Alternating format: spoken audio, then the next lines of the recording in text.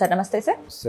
Sir heroine Samantha గారు ఒక ట్వీట్ని చేశారు, ఒక పోస్ట్ చేశారు. అదేంటంటే హైడ్రోజన్ పెరాక్సైడ్ మొబిలైజర్ ఏదైతే ఉందో దాన్ని అందరూ యూటిలైజ్ చేయాలి అని చెప్పి చేసినటువంటి ఆ పోస్ట్ వైరల్గా మారింది. అయితే డాక్టర్స్ మాత్రం విపరీతంగా స్పందిస్తున్నారు. ఎందుకంటే అది హైడ్రోజన్ పెరాక్సైడ్ ఎప్పుడైతే మనం యూజ్ చేస్తామో దాని నుంచి వచ్చేటటువంటి సైడ్ ఎఫెక్ట్స్ నెక్స్ట్ లెవెల్లో ఉంటాయి. అలా ఒకరికి ఉపయోగపడింది కదా అని చెప్పి జనరలైజ్డ్గా అందరికీ చెప్పకూడదు, అందున అది మెడికేషన్కి సంబంధించింది అస్సలు చెప్పకూడదు అని చెప్పి చాలా గట్టిగానే రియాక్ట్ అవుతున్నారు డాక్టర్స్. ఈ వ్యవహారాన్ని ఎలా చూడొచ్చు సార్? అంటే ఈ మధ్యకాలంలో చాలామంది హాస్పిటల్కి వెళ్తే చాలా ప్రమాదం అయిపోతుంది, వాళ్ళు అంటే ప్రతి జబ్బుని భూతద్దంలో చూపించి విపరీతంగా డబ్బులు గ్రాప్ చేసేస్తున్నారు అనేటువంటి ఒక విషయం ప్రతి ఒక్కళ్ళు ఇంటర్నల్గా ఫీల్ అవుతున్నారు. ఈ ఫీల్ అవటం వల్ల ఏం జరుగుతుందంటే గూగుల్లోకి వెళ్ళిపోయి తమ జబ్బు లక్షణాలని అక్కడ పెట్టి గూగుల్ చేసి రకరకాల అంటే కార్పొరేట్ హాస్పిటళ్ళు, చైన్ హాస్పిటల్స్ వీళ్ళు ఈ క్వారా ప్రోగ్రామ్ ఒకటి పెట్టి దానిలో కొన్ని జబ్బుల గురించి చర్చిస్తున్నారు.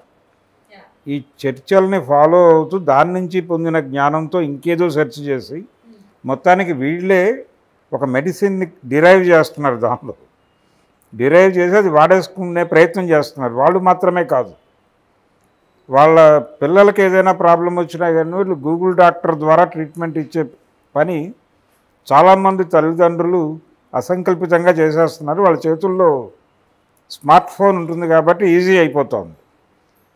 ఒక కొడుకు నాకు ఈ ప్రాబ్లం ఉంది అంటే ఈ ప్రాబ్లం ఏమిటి అని వెంటనే గూగుల్లో వెరిఫై చేసి వీళ్ళే డయాగ్నోసిస్ చేసి అవసరమైతే ఒక ల్యాబ్కి తీసుకెళ్ళి టెస్ట్ చేయించి ఆ టెస్ట్ రిపోర్ట్ ఆ ల్యాబ్ వాడితో చెప్పించుకుని ఆ నివేదిక ఆధారంగా సెర్చ్ చేసి మళ్ళీ మందులు వాడేస్తారు. అయ్య బాబోయ్, ఎందుకు అంతలా ఉందా సార్? డాక్టర్ దగ్గరికి వెళ్ళకూడదు అన్న భావన అంటే ఆఫ్టర్ కరోనా ఎఫెక్ట్స్ ఇవి ఎక్కువయ్యాయి అనుకోవచ్చా? కరోనా అనంతరం అంటే వ్యాక్సిన్ ద్వారా చాలా ప్రమాదాలు జరుగుతున్నాయి. పర్టికులర్గా కోవిషీల్డ్ అనే వ్యాక్సిన్ వేయించుకున్న వాళ్ళందరికీ రకరకాల సమస్యలు వస్తున్నాయి. పర్టికులర్గా కాళ్ళల్లో ఈ వెయిన్స్లో బ్లడ్ క్లాట్ అయిపోతుంది. ఈ బ్లడ్ క్లాట్ అయిన తర్వాత దీని ఎఫెక్ట్ హార్ట్ మీద పడుతుంది, వీళ్ళకి హార్ట్ అటాక్ వచ్చేటువంటి ప్రమాదం ఉంది అని భయపెడుతున్నారు. వెరికోవైన్స్ అనే సమస్య దీంతో చాలామంది అయితే అదంత ప్రమాదకరం కాదు, అంటే ఈ వ్యాక్సిన్ ద్వారా వచ్చినటువంటి ఏవైతే క్లాట్స్ ఉన్నాయో అవి ఈజీగానే క్లియర్ చేయవచ్చు, దానికి అది హార్ట్ అటాక్ దాకా వెళ్ళకపోవచ్చు అని కూడా కొంతమంది మాట్లాడుతున్నారు. కానీ భయం కలుగుతోంది, వాపులు వచ్చేస్తున్నాయి, కాళ్ళు వాచిపోతున్నాయి, జనాలకి నడవలేని పరిస్థితుల్లో హాస్పిటల్కి వెళ్తున్నారు. హాస్పిటల్ వాళ్ళు ఈ అవకాశాన్ని తీసుకుని అంటే దాదాపు 18,000 నుంచి 30,000 వరకు ఖరీదు చేసేటువంటి ఇంజెక్షన్స్ చేస్తున్నాము. అంటే ఇప్పుడు జరుగుతోంది ఏంటి, పేషెంట్ వెళ్ళగానే ఐసీయూకి తరలించేస్తున్నారు. ముందు ఆ లోపల ఏం జరుగుతోందో ఏం ట్రీట్మెంట్ ఇస్తున్నారో వీళ్ళకి తెలియదు. వీళ్ళకి జ్ఞానానికి సంబంధించిన పరిమితులు ఉంటాయి. ఎవరైతే పేషెంట్ని తీసుకెళ్తారో వాళ్ళ తల్లిదండ్రులు కావచ్చు, బంధువులు కావచ్చు, ఈ పరిమితుల్లో వాళ్ళకేదో చెప్తారు, ఇది అరైజ్ అయింది, మీరు పట్టుకొచ్చిన పేషెంట్ బాడీలో బ్లడ్ క్లాట్స్ ఉన్నాయి, దానివలన గుండె ఆగిపోయే ప్రమాదం ఉంది, ఇది చిన్న విషయం కాదు, చాలా పెద్ద విషయము. అంటే వీళ్ళు ఎలా వెళ్తారు, కాలు తిమ్మిరెక్కి పని చేయట్లేదేమో, ఇదేదో ప్రాబ్లం అనుకుని వెళ్తారు. వీళ్ళు వెళ్ళిన తర్వాత దాన్ని చాలా లార్జర్ స్క్రీన్లో ప్రొజెక్ట్ చేస్తున్నారు. అక్కడ చేసి టెర్రరైజ్ చేసి ఒక రకంగా డబ్బులు పూల్ చేస్తున్నారు అనేది చాలామంది పేషెంట్ల బంధువుల్లో ఉన్నటువంటి అభిప్రాయం. ఇది స్ప్రెడ్ అయింది. అంటే మనకి దీన్ని ఆధారం చేసుకుని ఠాగూర్ అనేటువంటి సినిమాలో ఒక సన్నివేశం ప్రవేశపెట్టారు. బట్ అందరు డాక్టర్లు అలా ఉండరు కదా, ఎందుకని ఆలోచించట్లేదు? ఈ మధ్య గురవారెడ్డి గారు, డాక్టర్ గురవారెడ్డి, ఆయన మాట్లాడుతూ ఈ ఠాగూర్ సినిమా ప్రస్తావన తీసుకొచ్చాడు. ఆయన తీసుకొచ్చి దీనివలన వైద్య వ్యవస్థ మీద జనం నమ్మకం కోల్పోయే ప్రమాదం ఉంది ఇలాంటి సన్నివేశాల వలన అంటూనే, ఇలాంటివి జరగవని నేను చెప్పట్లేదు అన్నాడు. ఇలాంటివి జరిగే అవకాశం ఉంది. హీస్ బీయింగ్ ఆనెస్ట్గా ఒప్పుకుంటున్నారు. అంత మాత్రం చేత ఇలాగే జరుగుతోంది అని అనుకోనక్కర్లేదు అని అన్నమాట వాస్తవమే. కానీ పేషెంట్ల పరిస్థితి ఏంటి, వాళ్ళ బంధువులు ఏమనుకుంటున్నారంటే ఈ ఛాన్స్ తీసుకోవడం ద్వారా మనం చాలా కోల్పోతున్నాం. అంటే వాళ్ళు ఎర్నింగ్స్ ఏవో ఉంటాయి, సేవింగ్స్ ఉంటాయి, అవన్నీ కూడా కరిగిపోతాయి ఒకసారి అలా హాస్పిటల్కి వెళ్ళి వచ్చేస్తాయి. ఇది భయం కలిగిస్తోంది ఒకటి. రెండోది, ఇప్పుడు ప్రైవేట్ హాస్పిటల్లోకి మీరు పేషెంట్ని తీసుకెళ్తే వాళ్ళు ముందు అడుగుతున్న ప్రశ్న ఏంటంటే అసలు ఏంటి సఫరింగ్ అని అడగట్లా. పేషెంట్ని లోపలికి పంపించగానే మీ దగ్గరికి వచ్చి ఇన్సూరెన్స్ ఉందా అని అడుగుతున్నారు. జబ్బు ఏమిటి అని అడగటం లేదు. ఇన్సూరెన్స్ ఉందా అనేది భరోసా వాళ్ళకి. సార్ అంతలా ఎందుకు ఉంటుంది సార్? జనరల్గా అసలు ముందు ఒక ఫిజిషియన్ దగ్గరికి వెళ్ళి చూపించుకుంటారు కదా, అంతలాగా అంటే ఒక్కొక్కసారి సడన్గా కొన్ని సమస్యలు వచ్చేస్తాయి. రాత్రిపూట ఊపిరాడక చెమటలు పట్టేసి కొంచెం భయం వేస్తుంది. అప్పుడు ఎమర్జెన్సీ వార్డులోకి వెళ్ళి చెక్ చేస్తారు కదా సార్ ముందు. ఈ ఎమర్జెన్సీ వార్డులోకి తీసుకెళ్ళినప్పుడే ఎమర్జెన్సీ వార్డు నుంచి ఐసీయూకి తరలిస్తారు. ఎమర్జెన్సీ వార్డులోకి వెళ్ళగానే డాక్టర్ బంధువుల దగ్గరికి వచ్చి అడిగే మొదటి ప్రశ్నగా ఇన్సూరెన్స్ ఉందా అనే ప్రశ్న మొదలవుతుంది. నేను పర్సనల్గా చాలా హాస్పిటళ్ళలో చూశాను ఈ ధోరణి. దీనివలన ఏంటంటే ఏ మేరకు మనం వెళ్ళొచ్చు అనేది వాళ్ళకు ఒక నిర్ధారణ వచ్చేస్తుంది. ఇది ప్రమాదకరం. అంటే ఈ కార్పొరేట్ హాస్పిటళ్ళు కలిగిస్తున్నటువంటి భయము, రెండోది మెడిసిన్స్ రేట్లు చాలా ఆకాశాన్ని అంటిపోయిన పరిస్థితి, ఇవి భయపెట్టడం వలన ప్రత్యామ్నాయం వైపు చూస్తున్నారు. ఈ గూగుల్లోకి వెళ్ళి సెర్చ్ చేసుకుని అది ఇంకా డేంజర్ కదా. అది డేంజరే. అంటే ఇది కొంత మేరకు రిలీఫ్ ఇస్తుందేమో అని నమ్ముతున్నారు జనం. అంటే మీరు హాస్పిటల్స్ని పేషెంట్ ఫ్రెండ్లీగా ఉండాల్సిన హాస్పిటళ్ళని పేషెంట్ ఎనిమిగా మార్చేయటం వలన ప్రజలు వెతుక్కుంటున్నారు, భయపడుతున్నారు. సరే, ఇక సమంత వ్యవహారంలో జరుగుతోంది కూడా ఇదే. అంటే ఆవిడ ఏమంది, ఆవిడ నెబ్యులైజర్ ద్వారా ఈ హైడ్రోజన్ పెరాక్సైడ్ని స్వీకరిస్తే ఆవిడ ఫేస్ చేస్తున్నటువంటి ప్రాబ్లం ఉంది, మయోసైటిస్. దానికి సంబంధించి కొంత రిలీఫ్ ఫీల్ అవుతున్నాను అనేది ఏదో మాట్లాడింది ఆవిడ. దాంతోపాటు ఆవిడ అనేక విషయాలు మాట్లాడుతోంది. మనం ఏదో ఇది తీసుకుంటున్నాం, ఈ మెడిసిన్ తీసుకుంటున్నాం కాబట్టి మిగిలినవేవి అక్కర్లేదు అని వాళ్ళు చెప్తారు. కానీ అలా చూడకూడదు. ఆల్టర్నేటివ్ మెడిసిన్ చాలా ఉంది ప్రపంచంలో. హోమియోపతి ఉంది, దాంతోపాటు ఆయుర్వేదం ఉంది, యునానీ ఉంది, ఇతర అక్యూపంచర్ లాంటివి ఉన్నాయి, రకరకాల థెరపీస్ ఉన్నాయి. వీటన్నిటినీ కూడా పట్టించుకోవాల్సిన అవసరం ఉంది అని ఆవిడ సోషల్ మీడియాలో దీనికి సంబంధించినటువంటి పోస్టులు పెడుతోంది. ఈ పెట్టడం మీద ఒక సీనియర్ డిఆర్డిఓ డాక్టర్ ఒక ఆయన స్పందించి ఒక లైసెన్స్డ్ మెడికల్ ప్రాక్టీషనర్ సూపర్విజన్లో జరగవలసినటువంటి వ్యవహారాన్ని మీరు రోడ్డు మీద పెట్టి మాట్లాడకండి అని ఆయన ఆర్గ్యుమెంట్ మొదలైంది. అక్కడి నుంచి చాలామంది డాక్టర్లు దీన్ని సీరియస్గా తీసుకుంటున్నారు. మరి అప్పుడు డాక్టర్లు గూగుల్ని కూడా సీరియస్గా తీసుకోవాలి కదా. గూగుల్ని మాత్రమే అంటే ఇది మాత్రం తీసుకుంటే కుదరదు.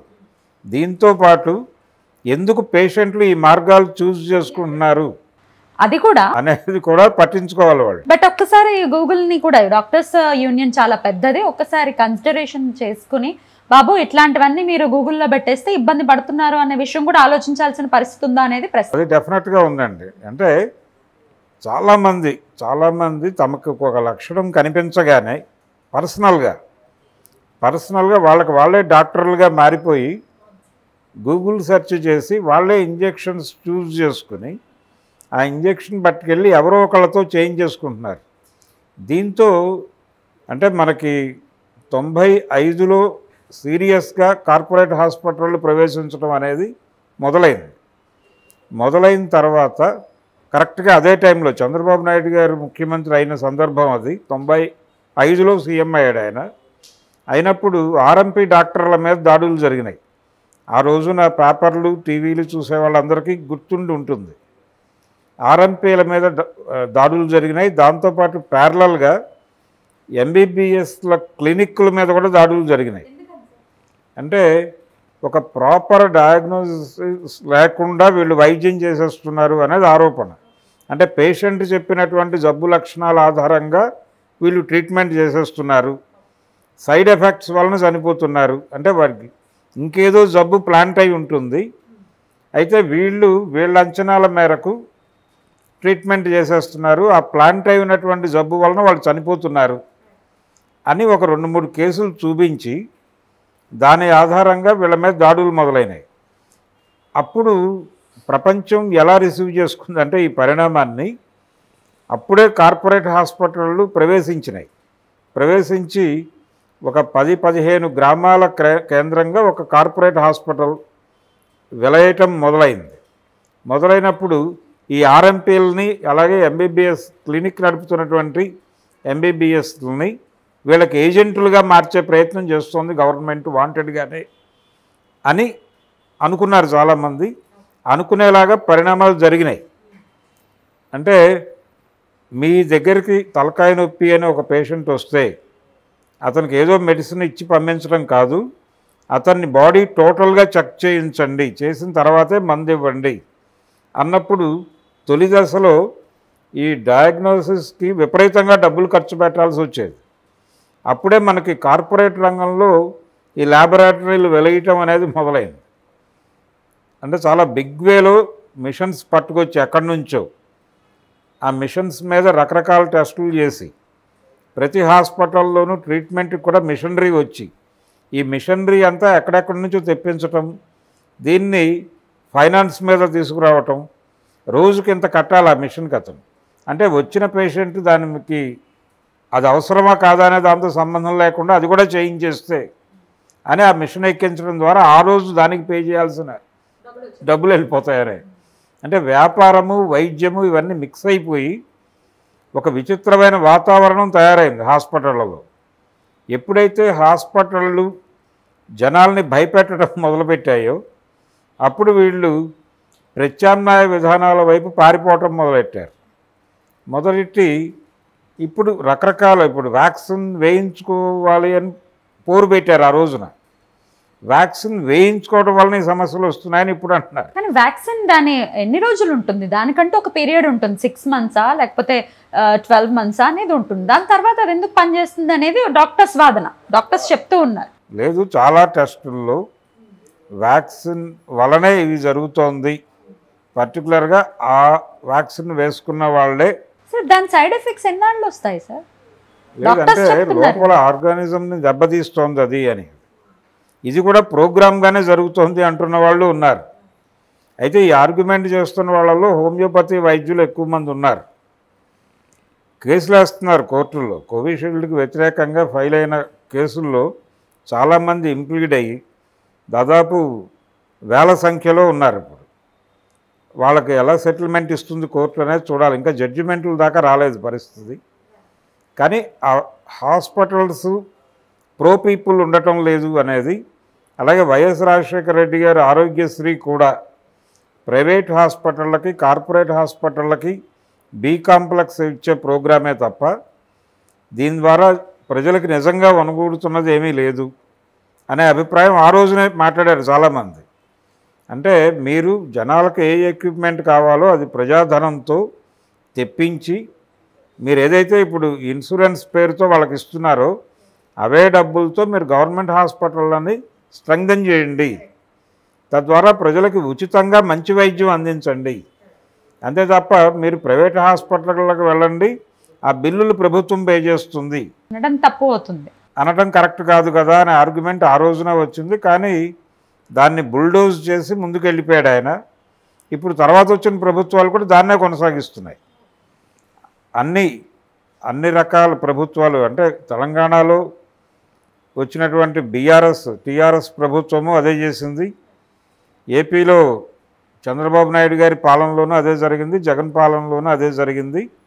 దాన్ని ఇప్పుడు అన్ని రాష్ట్రాలు అనుసరిస్తున్నాయి ఆ పద్ధతిని. అంటే విద్యా వైద్య రంగాల నుంచి ప్రభుత్వం బయటకు వెళ్ళిపోయింది అనే అభిప్రాయం జనాలకు బలంగా కలిగింది. కార్పొరేట్ స్కూళ్ళు కార్పొరేట్ వైద్యం ఈ రెండు ప్రజల డబ్బుల్ని దోచేస్తున్నాయి, వీళ్ళ సేవింగ్స్ని ఆవిరి చేసేస్తున్నాయి అనేటువంటి అభిప్రాయం అయితే జనంలో ఉంది. ఇది కరెక్ట్ కాదా అవునా అనేది వేరే గొడవ. తాటి మీదకి అందరినీ తీసుకురావటం ఎప్పటికైనా తప్పే.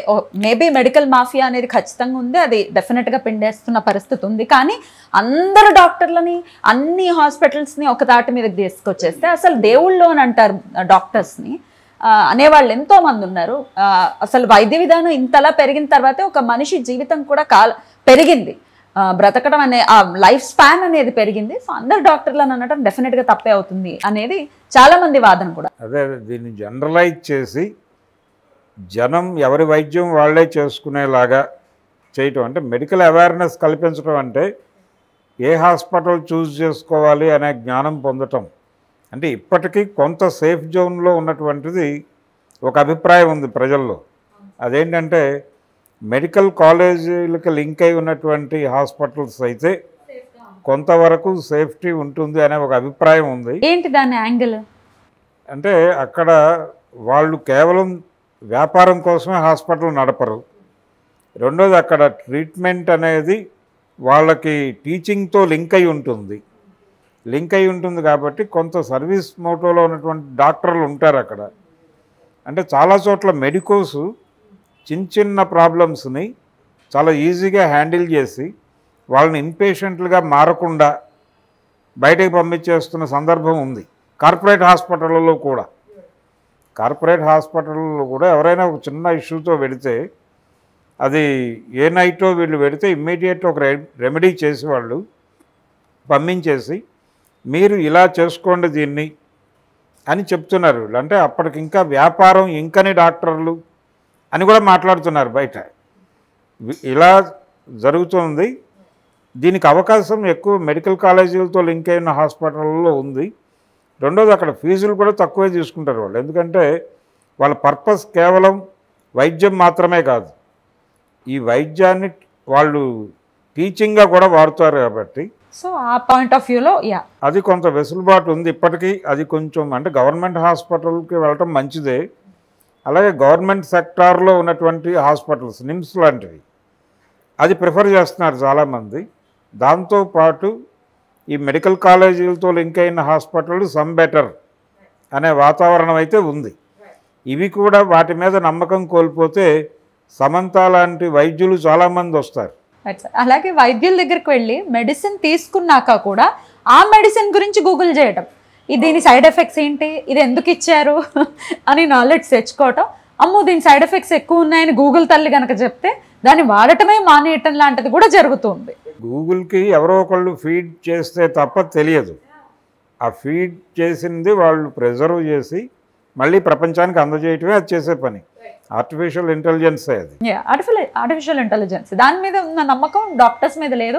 అలాగే ఇట్లాంటి బోల్డ్ అనే సమస్యలు వస్తున్నాయి. మరి మనం యాజ్ అ ఇండివిజువల్ మనం ఎట్లాంటి జాగ్రత్తలు తీసుకుంటున్నాం, మన లైఫ్ స్టైల్ ఏంటి అనేది కూడా ఆలోచించుకోవాలి కదా సార్. ఒక ఎక్సర్సైజ్ కానీ, ఒక హెల్తీ ఫుడ్ కానీ, జంక్ ఫుడ్ ఎంతలా తింటున్నారు జనాలు మన అందరికీ తెలిసిందే. అంటే పాత రోజుల్లో అంటే పర్టికులర్గా ఈ కార్పొరేట్ హాస్పిటల్ ఎమర్జ్ అయిన తర్వాత ఒక జోక్ లాగా మొదలైంది. ఒక కార్టూనిస్ట్ వేసాడు, ఇది కార్టూన్ ఉంది. అంటే ఒక హాస్పిటల్ బాగా రన్ అవ్వాలంటే ముందు నువ్వు ఒక హోటల్ పెట్టు అని, హోటల్ బిజినెస్ పెట్టు, అక్కడ రోగులు ఉత్పత్తి అవుతారు, వాళ్ళకి నువ్వు రెమెడీ హాస్పిటల్ పెట్టు అని. ఇలాంటి ఇప్పుడు హైదరాబాద్ లో హోటల్స్ అన్ని అలా తగలబడ్డాయి సార్. ఎన్నెన్ని ధోరణి ఉంది అసలు. ఇప్పుడు మన హోటల్స్ లో మనం చూస్తుంటే ఎన్నెన్ని దాడులు జరుగుతున్నాయి, మనం చూస్తూనే ఉన్నాము. ఎంత నీచమైన ఫుడ్ తినటం అనేది అందరికీ అలవాటు అయిపోయింది. అది తీసుకెళ్లి డాక్టర్ల మీద వేయటం అనేది తప్పు అనేది ఒక భావన. లేదండి, ఇదంతా కూడా ఒక మెకానిజంలో భాగంగా జరుగుతుంది. ఇదంతా చైన్ అనేటువంటి ఒక పరిస్థితి ఉంది. అయితే దానిలో ఎంతవరకు వాస్తవం ఉన్నది అనేది పక్కన పెట్టేస్తే జరుగుతోంది ఏంటంటే ప్రజల జీవన విధానంలో మార్పులు వచ్చినాయి. ఈ మధ్య ఒక డాక్టర్ గారు చెప్పిన మాట ఇది. ఆవిడ ఏమన్నారంటే లైఫ్ స్టైల్లో చాలా మార్పులు వచ్చినాయి. ఈ మార్పులు అంటే టైమింగ్స్ మారినాయి, వర్క్ టైమింగ్స్ మారినాయి. చాలామంది నైట్ డ్యూటీలు చేస్తున్నారు.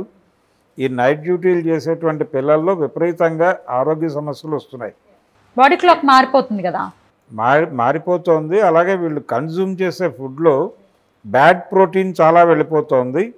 ఈ బ్యాడ్ ప్రోటీన్ వాళ్ళ ఆర్గాన్స్ మీద ఎఫెక్ట్ చూపిస్తుంది. అంటే వాటిని డైజెస్ట్ చేసుకునేంత ఎక్సర్సైజ్ ఉండదు వీళ్ళకి. వీళ్ళు నైట్ వర్క్లో ఉండి బయట నుంచి ఏవేవో తెప్పించుకుని తినేస్తున్నారు. అక్కడ ఈ తినేసిన ఫుడ్ డైజెస్ట్ అయ్యే వర్క్ లేక వెళ్ళిపోయి పడుకుంటున్నారు వీళ్ళు.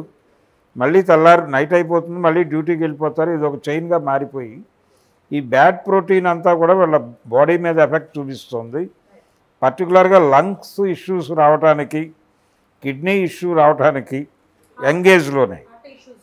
యంగేజ్లో ఈ సమస్యలు రావడానికి కారణం ఈ బ్యాడ్ ప్రోటీనే. కాబట్టి బ్యాడ్ ప్రోటీన్ని మీరు ఎలా నివారించగలరు అనేది మీరు డిజైన్ చేసుకోవాలి అనేది ఒక డాక్టర్ గారు మాట్లాడారు ఈ మధ్య. అది కూడా చాలామంది చూశారు, ఆ వీడియో కూడా చాలామంది చూశారు. కానీ ఎవరు దీన్ని పట్టించుకోవట్లేదు సీరియస్గా. ఇప్పుడు సమంత గారు ఆవిడ ఆల్టర్నేటివ్ మెడిసిన్ గురించి నేను మాట్లాడుతాను, అది నా రైటు, అవసరమైతే అంటే ఇలాంటివి చేస్తే మీరు మెడికల్ నామ్స్ని వ్యతిరేకించినట్టుగా వెళ్తున్నారు అని కేసు పెట్టాల్సి ఉంటుంది అని కూడా బెదిరించాడు ఆయన. బెదిరించినప్పుడు ఈవిడ అంతే పొగరుగా నేను జైలుకు వెళ్ళడానికి సిద్ధంగా ఉన్నాను అంది. పొగరు అనుకోవచ్చా సార్? అంటే ఒక రకంగా ఆరగన్సే.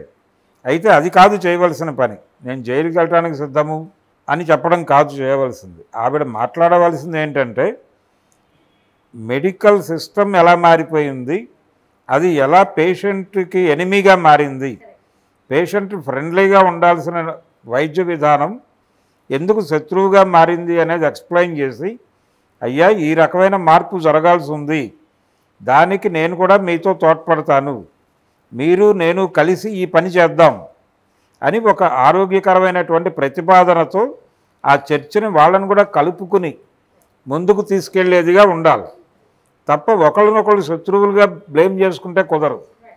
ఒక మంచి ఆర్గ్యుమెంట్ మొదలుపెట్టింది ఆవిడ, దాన్ని ఎలా ముందుకు నడిపించాలి అనే దానిలో ఇండివిజువలే కావచ్చు గాక హేతుబద్ధంగా మాట్లాడాలి అంటే ఆవిడకి ఒక ఫ్యాన్ బేస్ ఉంది.